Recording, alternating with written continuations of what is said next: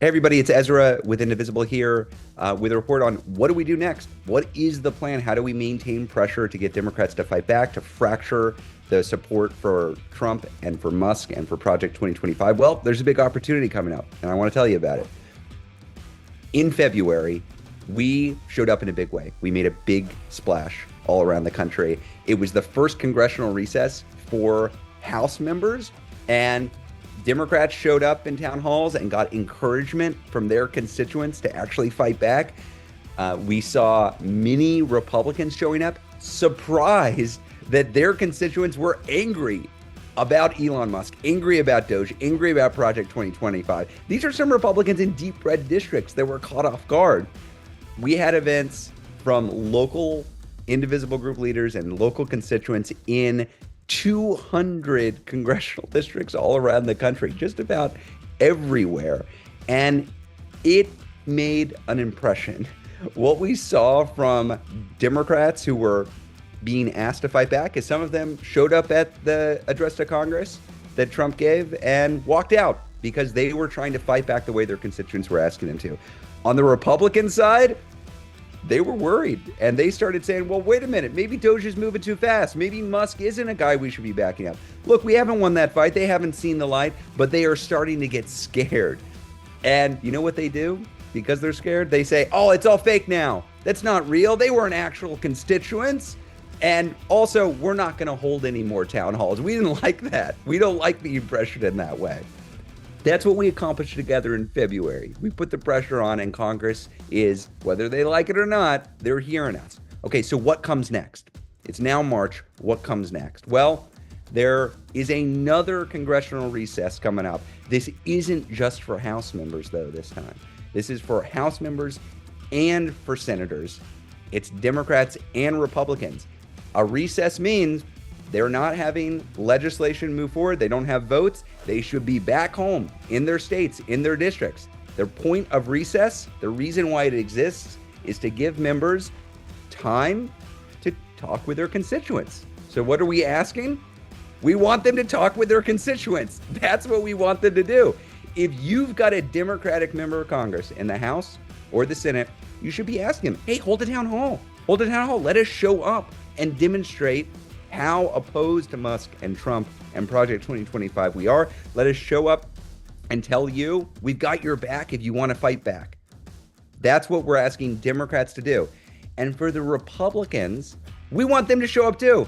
We do. It is not a legitimate response to say, oh, I don't want to hear from constituents. I'm worried about them. I don't like to be pushed. It's not legitimate. You should be pushing them to show up. So here, as you think about this, opportunity, start making the plan now. This date is coming up. March 15th to March 23rd is the opportunity to show up and make your voice heard. But you're not going to know where these events are. You're not going to be able to plan events yourself unless you start making those plans right now. So, next slide, please. Here's what to do. First, check to see whether your member of Congress has scheduled a town hall. Many of them have, especially on the Democratic side, not the Republican side so much, but on the Democratic side, many members of Congress have said, yeah, I'm going to hold a town hall. Make plans to show up, enforce, get friends, get family members. You should be out there. We've got instructions in a toolkit. It's open source. You can use it to find out exactly how best to do this. If you haven't seen them announce a town hall, though, ask them to hold a town hall. Call your members of Congress office and say, hey, I've seen you haven't scheduled a town hall for this recess. You really should. You should get it on the calendar and let us know when you get it on the calendar, because we want to show up. We want to support. We want to ask questions. We want to have our voice heard. You are our representative. Again, this is for Democrats, independents, Republicans in Congress. This is a legitimate ask. You as a constituent have a right to request this.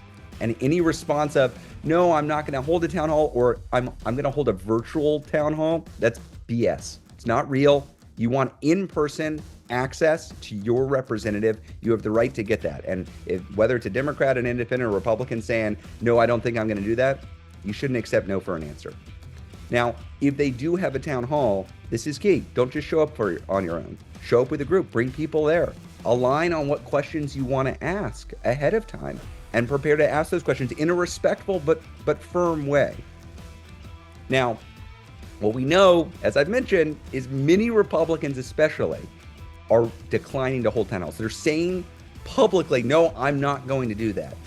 So what do we do? How do we maintain pressure? This is key. You don't have to wait for your Republican to announce a town hall or announce that they're not holding a town hall.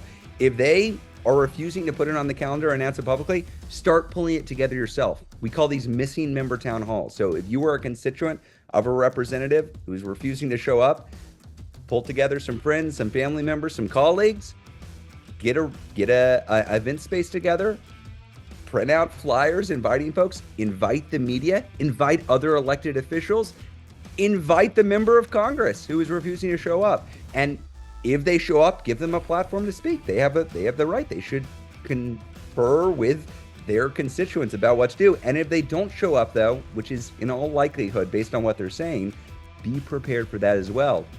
Have somebody there, have a live chicken on stage, have somebody in a chicken costume, have somebody in a clown costume, have a cardboard cutout, whatever it is, have some way to represent the member who is not just supporting an extremist agenda, but is such a coward that they are unwilling to face their own constituents as they support that agenda.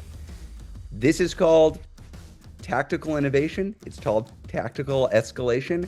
That's what we do to maintain pressure. This is the next step in the organizing fight against this authoritarian takeover of our government. This is how we each do our part, whether we're in Democratic districts or states or Republican districts or states. We all have a role to play in this moment.